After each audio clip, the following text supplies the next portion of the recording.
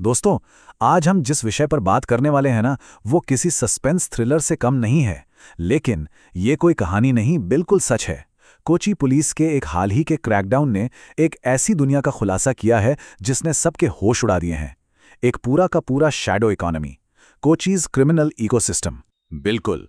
और ये कोई छोटा मोटा रेड नहीं था। जब अथॉरिटीज ने कैम्बोडिया से जुड़े इन ऑनलाइन स्कैम सिंडिकेट्स पर शिकंजा कसा, तो उन्हें एक इतना बड़ा और आपस में जुड़ा अंडरग्राउंड नेटवर्क मिला कि सब हैरान रह गए। तो बिना देर किए इस एक्सप्लेनर को शुरू करते हैं और समझते हैं कि आखिर ये पूरा खेल चल कैसे रहा है।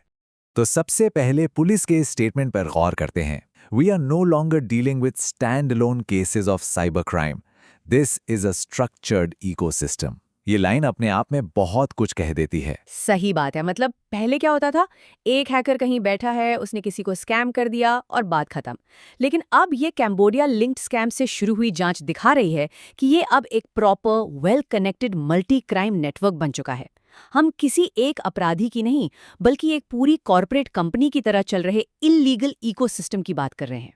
तो अब दिमाग में सबसे बड़ा सवाल ये आता है कि भाई आखिर इतने करोड़ों रुपए छुपाए कैसे जाते हैं। आइए देखते हैं anatomy of the financial web. इस पूरे शैडो इकोनॉमी को चलाने के लिए जो शुरुआती कैश आता है, वो कहाँ से आता है? Fake investment schemes, digital arrest frauds, lottery traps और मैट्रिमोनियल कॉन्स। इन अलग अलग स्कैम्स का स्केल इतना विशाल है कि आप और हम अंदाजा भी नहीं लगा सकते। और पता है सबसे बुरी बात क्या है? ये स्कैम्स ना सीधे आम लोगों की कमजोरियों पर वार करते हैं। कोई बेहतर रिटर्न के चक्कर में, तो कोई फेक पुलिस कॉल के डर से अपना हार्ड अर्न पैसा दे देता है, और यही पैसा इस मैसिव नेटवर्क का पहला कैश फ्लो बन जाता है। ये देखना वाकई चौंकाने वाला है कि कितने अलग अलग तरह के धोखे एक ही बड़े नेटवर्क को फीड कर रहे हैं। अब इस मनी लॉन्ड्रिंग पाइपलाइन को स्टेप बाय स्टेप समझते हैं। मान लीजिए एक फेक स्कीम से पैसा चोरी हुआ। यह है पहला स्टेप, जहां स्कैम जनरेट होता है और विक्टिम का पैसा चुरा लिया जाता है, राइट। और फिर आता है स्टेप 2। यह पैसा ऐसे किसी सिस्टम में नहीं पड़ा रहता। इसे बैंगलोर जैसे इंटरस्टेट फाइनेंशियल हब्स की तरफ राउट कर दिया जाता है। वहां से शुरू होता है तीसरा स्टेप, जहां इस पैसे को बिटकॉइन जैसे डिजिटल एसेट्स में कन्वर्ट करते हैं या हजारों अलग अलग अकाउंट्स में डिस्पर्स कर देते हैं। इस तरह से लेयरिंग होती है कि इसको ट्रैक करना ऑलमोस्ट नामुमकिन हो जाए। पैसा बिल्कुल सफेद। पर यार इतना बड़ा प्रोसेस, इसको पॉसिबल कौन बनाता है? ऐसी कौन सी लूप होल्स हैं जिनसे ये पैसा इतनी आसानी से फ्लो हो रहा है? इसका सबसे बड़ा जरिया है म्यूल अकाउंट्स। ये ऐसे बैंक अकाउंट्स होते हैं जिन्हें ये क्रिमिनल नेटवर्क्स यूज करते हैं इल्लीगल पैसा इधर से उधर घुमाने के लिए, ताकि उन्हें कोई पकड़ ना सके। असल में ये इस पूरे सिस्टम की रीढ़ की हड्डी हैं। और सबसे चौंकाने वाली बात तो ये है कि पुलिस को शक है कि कुछ बैंक ऑफिशियल्स जानबूझकर इन सस्पिशियस ट्रांजैक्शंस और रेड फ्लैग्स को इग्नोर कर रहे हैं। उनके बिना इतने बड़े पैमाने पर पैसा रूट करना शायद मुमकिन ही नहीं था। और अगर लग रहा है कि ये बस एक दो जगह हो रहा है, तो अथॉरिटीज ने अब तक ऐसे लगभग 20 फाइनेंशियल हब्स की पहचान की है जो इन क्राइम प्रोसीड्स को हैंडल कर रहे थे। सोचिए, 20 फाइनेंशियल हब्स कोई छोटा नंबर नहीं है। ये एक ही एरिया में इतने सारे हब्स का मिलना साफ बताता है कि इनका हिडन इंफ्रास्ट्रक्चर कितना बड़ा और फैला हुआ है। ये कोई छोटा रैकेट नहीं है, एक प्रॉपर इंडस्ट्री की तरह काम चल रहा है यहाँ। अब यहाँ एक और बड़ा ट्विस्ट आता है। क्या सिर्फ साइबर क्रिमिनल्स ही इस सिस्टम का मजे ले रहे हैं? आइए बढ़ते हैं आगे। When cartels meet cyber crime. अगर हम इस नए पैराडाइम शिफ्ट को पुराने तरीकों से कंपेयर करें, तो फर्क बिल्कुल साफ नजर आता है।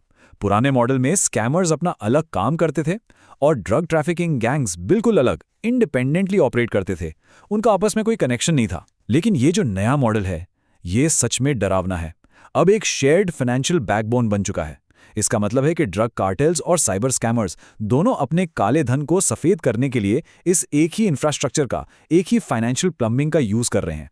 ये क्रिमिनल नेटवर्क्स एक साथ मिलकर अपने प्रोसीड्स को लेजिटिमाइज कर रहे हैं। ये ऑर्गेनाइज क्राइम के ढंग में एक बहुत ही खतरनाक बदलाव है।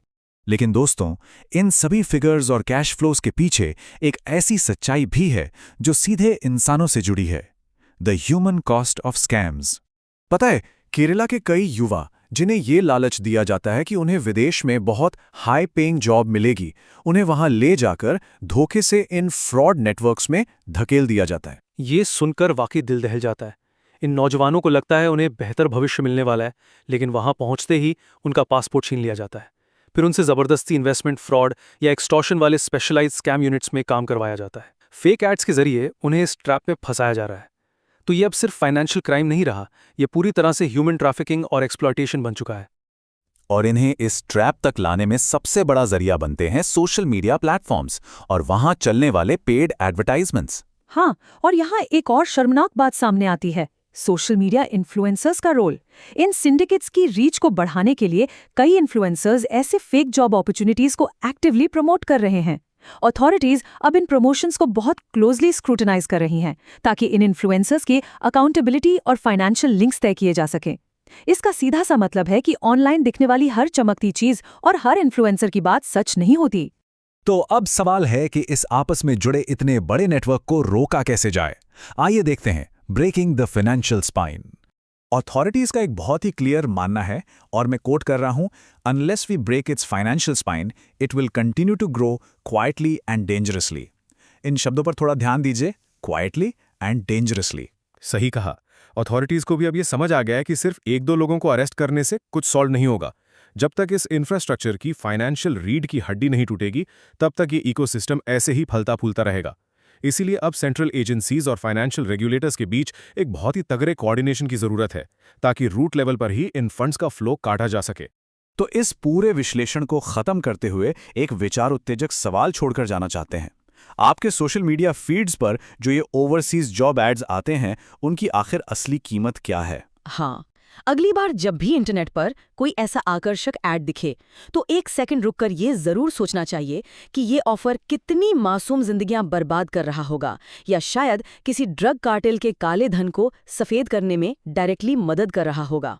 उम्मीद है इस चर्चा से इस कॉम्प्लेक्स क्रिमिनल इकोसिस्टम को बेहतर ढंग से समझने में मदद मिली होगी। धन्यवाद, और आपसे मिलते हैं अगली चर्चा में।